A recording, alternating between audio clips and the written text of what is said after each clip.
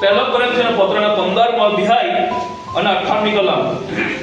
પણ એ માટે મારા પ્રિય ભાઈઓ તમે સ્થિર થાઓ તથા દ્રઢ થાઓ, તમે મજબૂત થાઓ પ્રભુમાં, અને પ્રભુના કામમાં સદા મધ્યા રહો. અને પ્રભુના કામમાં સદા તમે લાગી રહો. પ્રભુના કામમાં શું કરો તમે?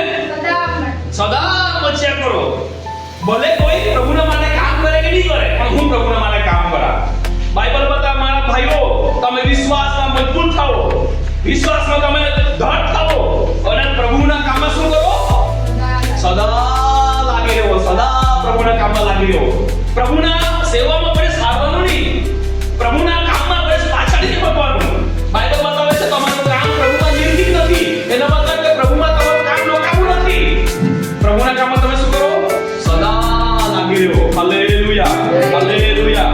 બોલે ઈસુ મસીહ કી. બીજાના જોડે કોઈ સારસ નહીં કરવાનું. બીજો 100 રૂપિયા આપે તો આપણે 100 રૂપિયા આપીએ એવું નહીં. બાજુવાળો ભલે ટોપેલા ખસે કે નહીં ખસે, પણ મારે પ્રભુના કામમાં લાગી રહેવાનું. ભલે લોકો બીજા પ્રભુની સાક્ષી કોઈ બીજાને આપે કે નહીં આપે, પણ મારે પ્રભુની સાક્ષી આપવાની. ભલે બીજા ગીત ગાય કે નહીં ગાય, પણ મારે ગીત ગાવાનું. ભલે બીજા તાળી પાડે કે નહીં પાડે, પણ મારે તાળી પાડવાની.